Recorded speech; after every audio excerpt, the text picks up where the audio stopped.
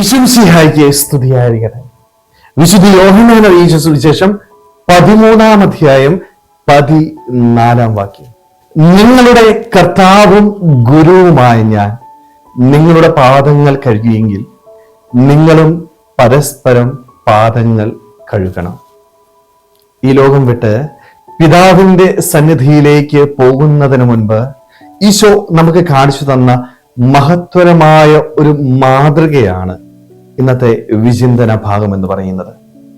ശിഷ്യന്മാരുടെ പാദങ്ങൾ കഴുകുന്ന ഈശോ, കർത്താവും ഗുരുവുമായ താൻ ഒരു ഭൃത്യനെ പോലെ തന്റെ ശിഷ്യന്മാരുടെ പാദങ്ങൾ കഴുകിക്കൊണ്ട് എളിമയുടെ മാതൃക നമുക്ക് കാണിച്ചു തന്നു. പലപ്പോഴും ഈ ഒരു മാതൃക നമ്മുടെയൊക്കെ ജീവിതത്തില് വലിയ ഒരു വെല്ലുവിളിയാണ്. കാരണം എവിടെ ചെന്നാലും ഒന്നാം സ്ഥാനം ആഗ്രഹിക്കുന്ന വ്യക്തികളാണ് നമ്മൾ, അല്ലെ? എപ്പോഴും വലിയവരായിട്ട് ജീവിക്കാനായിട്ട് ആഗ്രഹിക്കുന്നവര്, സമൂഹത്തിലായിക്കൊള്ളട്ടെ, നമ്മൾ ജോലി ചെയ്യുന്ന മേഖലകളിലായിക്കോട്ടെ, എവിടെയും എനിക്ക് ഒന്നാം സ്ഥാനം വേണം, നമ്മളായിരിക്കണം ഏറ്റവും വലിയവര്.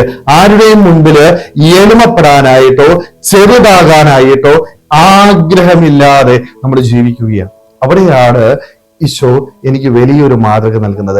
നീ എളിമപ്പെടണം, ഞാനെന്ന ഭാവം നിന്റെ ജീവിതത്തിൽ നിന്ന് പോകണം. സ്വാർത്ഥത വെടിഞ്ഞുകൊണ്ട് എളിമപ്പെട്ടാൽ മാത്രമേ ദൈവസന്നിധിയിൽ നിനക്ക് സ്ഥാനമുണ്ടാവുകയുള്ളൂ. പലപ്പോഴും നമ്മുടെയൊക്കെ ജീവിതത്തില് ഈ എളിമ നഷ്ടപ്പെട്ടു പോയി. കുടുംബജീവിതത്തില് പരസ്പരം എളിമപ്പെടാനായിട്ട് ഭാര്യയ്ക്കും ഭർത്താവിനും സാധിക്കുന്നില്ല.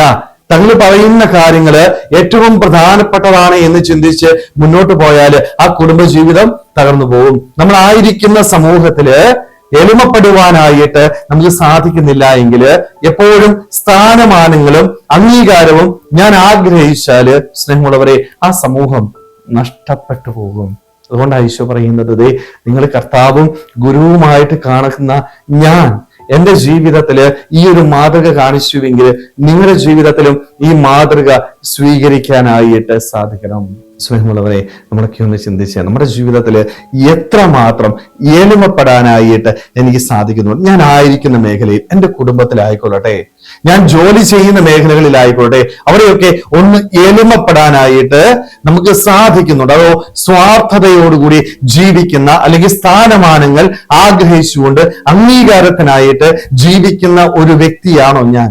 ആണെങ്കിൽ ദൈവത്തിന് മുൻപില് എനിക്ക് സ്ഥാനം. കാരണം എളിമയുള്ളവർക്കാണ് ദൈവത്തിന് മുമ്പില് സ്ഥാനമുണ്ടാവുക, അവന്റെ മുമ്പില് അംഗീകാരം നേടിയെടുക്കാനായിട്ട് സാധിക്കുക. അതുകൊണ്ട് നമ്മുടെ ജീവിതത്തിലും സ്വാർത്ഥത വെടിയുവാനായിട്ട് ഈശോയെ പോലെ എളിമപ്പെട്ടുകൊണ്ട് മറ്റുള്ളവർക്ക് ചെയ്യാൻ പറ്റുന്ന ശുശ്രൂഷകള് സന്തോഷത്തോടു കൂടി ചെയ്യുവാനായിട്ട്, ദൈവത്തിന് മുമ്പില് സ്ഥാനമാനങ്ങൾ അംഗീകാരവും ആഗ്രഹിച്ചുകൊണ്ട് അവിടത്തേക്ക് വേണ്ടി പ്രവർത്തിക്കുവാനായിട്ട് നമുക്ക് ഓരോരുത്തർക്കും ആത്മാർത്ഥമായിട്ട് ആഗ്രഹിക്കാൻ ശ്രമിക്കാം. ദൈവം നമ്മളെല്ലാവരെയും സമൃദ്ധമായിട്ട് അനുഗ്രഹിക്കട്ടെ. ആമേൻ.